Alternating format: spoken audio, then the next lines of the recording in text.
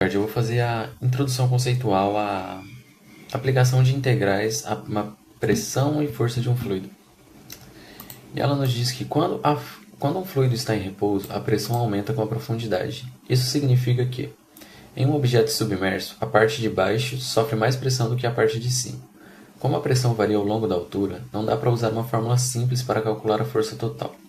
Por isso, usamos a integral. Ela serve para somar pequenas forças em cada pedaço da superfície. Para isso, o objeto é dividido em tiras muito finas. Cada uma sofre uma pressão diferente e gera uma pequena força. A força total é a soma de todas essas pequenas forças, e essa soma é feita com uma integral. Uma integral com um limite definido, de A até B. Aí, no caso, como a gente tem que a pressão é igual a força sobre uma área, a gente tira que força pode ser dada por pressão vezes área. E seguindo o conceito de Pascal, onde a pressão nos pontos A, B e C vai ser sempre a mesma, como está explícito na figura 2, a gente pode obter a seguinte fórmula, que a força exercida sobre um objeto vai ser dada pela integral de A até B do peso específico vezes a gravidade vezes a altura de uma função x, onde essa função x vai representar meio que a área do objeto. E w de x é a área do objeto. Na figura 4 fica mais fácil de visualizar como seria essa aplicação, onde a força de um objeto seria dada pela, pela função peso e altura de um objeto vezes a área onde essa força é aplicada, onde essa pressão é aplicada. Na figura 5, a gente tem a visão de uma das tiras, das pequenas tiras onde o objeto é dividido para encontrar a força exercida sobre ele. E na fórmula 6, a gente tem uma variação da fórmula da integral normal, onde a única diferença é que as variáveis peso específico e gravidade já estão aplicadas na função. A única diferença é essa. Então, a força vai ser dada simplesmente pela integral de A até B da altura vezes a área do objeto. Bom, então vamos lá. Agora a gente vai falar sobre aplicações das integrais definidas na mecânica do fluido. Bom, a aplicação que eu vou falar agora vai ser a fórmula da vazão volumétrica sobre uma superfície. Bom, imagina que a gente tem uma superfície S, que seria essa superfície circular aqui, no qual o fluido passa por ela, certo? Como essa superfície, ao fluido passar, ela vai formar um volume aqui, certo? Esse fluido, quando passa, ele também vai ter uma velocidade, um vetor velocidade v, quando ele passa. E a gente pode estipular aqui uma área infinitesimal dA, que é uma área circular pequena aqui, que a gente vai selecionar. Bom, sabendo que esse vetor, essa velocidade aqui do fluido, ele pode passar por essa superfície a qualquer ângulo em relação à superfície da área, então a gente vai ter que, de alguma forma, fazer com que a gente encontre o valor da velocidade perpendicular à superfície. Então, no caso, a gente vai precisar vai precisar multiplicar esse vetor pelo cosseno do ângulo, que vai ser o ângulo θ, que não é a mesma coisa que a gente fazer o produto escalar desse vetor pelo vetor unitário normal em relação à área. No caso, a área infinitesimal dA.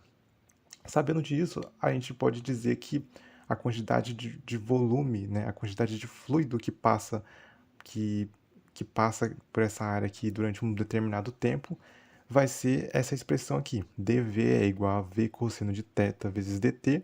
Esse V cosseno de θ vezes dt vai ser o comprimento, né, desse volume, e o dA vai ser a área infinitesimal. O dV vai ser um volume infinitesimal, que é esse cilindro aqui, certo? Esse V cosseno de θ vai ser o nosso produto escalar V vezes N, multiplicado por dt vezes dA. Para a gente achar a vazão, a gente quer achar a quantidade de fluido que passa por ali, o nosso volume por tempo. Então a gente tem que dividir o volume dV sobre dt primeiro, certo? Então a gente divide dV sobre dt, a gente vai ter uma expressão que seria mais ou menos o produto escalar multiplicado pela área infinitesimal. Se a gente integrar dos dois lados, então integrando dV dt a gente vai ter o nosso Q, que é a nossa vazão, que a gente achou, e do outro lado a gente vai ter uma integral dupla em relação a dA, certo? Em relação à nossa área dA. E assim a gente encontra a forma da vazão volumétrica sobre uma superfície, seja qual for a superfície, certo? Dependendo da área dessa superfície. Por exemplo, aqui a gente tem uma aplicação que é um escoamento uniforme em um cano circular.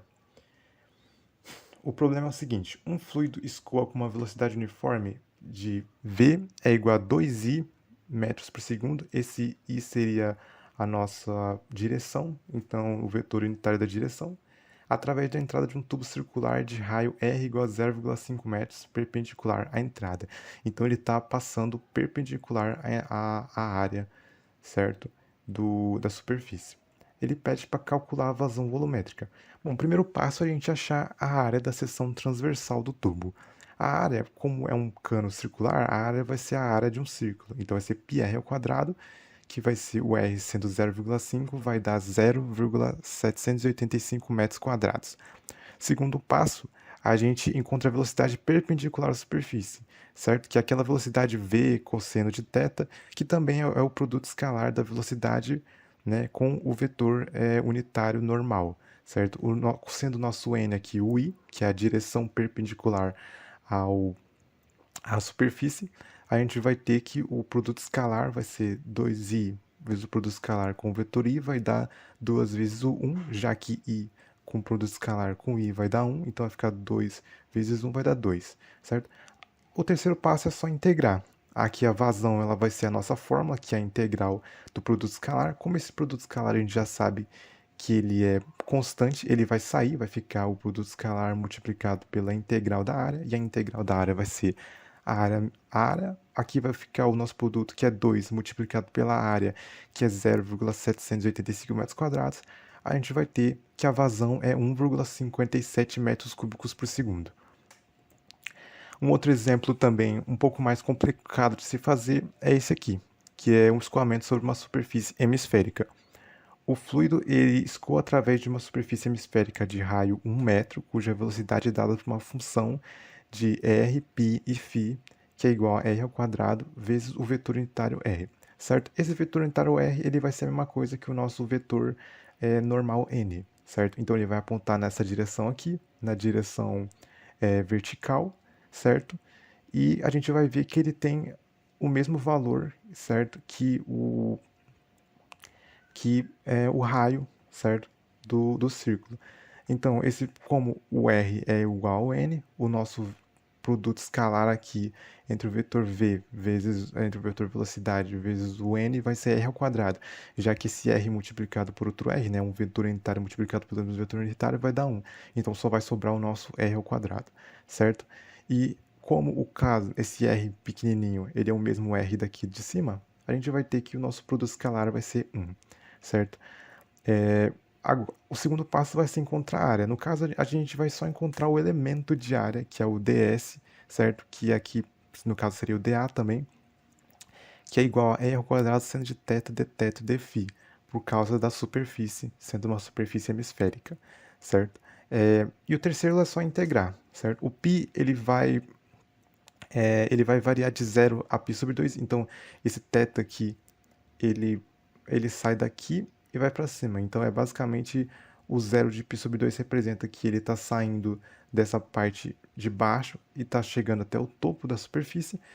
E o φ variando de 0 a π sobre 2, ele está dizendo que que ele está integrando sobre todo esse círculo aqui, sobre toda essa região dessa linha desse círculo. Aqui a nossa integral vai dar, a vazão vai ser a integral dupla do produto escalar vezes a derivada da área. Aqui vai ser a nossa primeira integral 2π sobre até 0, a nossa segunda integral de 0 a π sobre 2. Esse 1 aqui vai ser o resultado do nosso produto. Esse 1 ao quadrado vai ser o nosso R ao quadrado, que é o raio, certo? Raio 1. Seno de θ, dθ, dφ. No final a gente vai ter uma multiplicação entre duas integrais definidas aqui. Essa primeira vai dar 2π e essa segunda aqui ela vai dar menos cosseno. E ao resolver de π sobre 2 a 0 vai dar 1. E aí multiplicando 2π vezes 1, a gente tem que a vazão vai ser 6,283 metros cúbicos por segundo. Outras aplicações na dinâmica dos fluidos, na mecânica dos fluidos,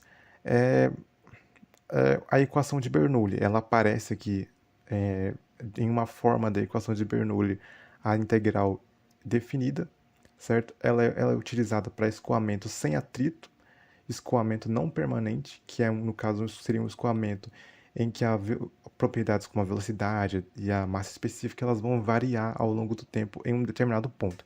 Aqui ele se passa em uma linha de corrente, então a gente vai ter uma linha de corrente aqui, certo? E em 2 pontos a gente vai integrar em 2 pontos dessa linha, uma integral de linha, e vai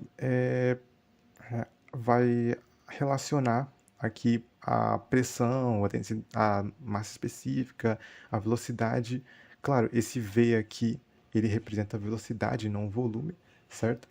E tudo isso vai dar igual a zero, certo? Então, essa é apenas uma das formas da equação de Bernoulli. Mas ela começa de uma forma diferencial e ao você poder integrar ela, você consegue transformar uma equação uma integral definida.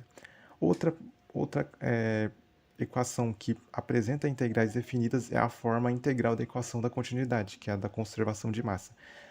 Ela, na verdade, ela é utilizada para volumes fixos e móveis, e a variável dela, no caso, né, tem a ver com a densidade do fluido, né? A densidade do fluido, no caso, a massa específica, que pode variar com o tempo e com a posição. Ela, na verdade, apresenta uma integral de volume e integral de superfície, mas ao ser resolvida, ao passar por uma resolução, ela se transforma em integrais. Ela consegue se transformar em uma integral em várias integrais definidas, né? Em diferentes eixos, certo? Por fim, a gente tem a equação da quantidade de movimento, que também é uma equação,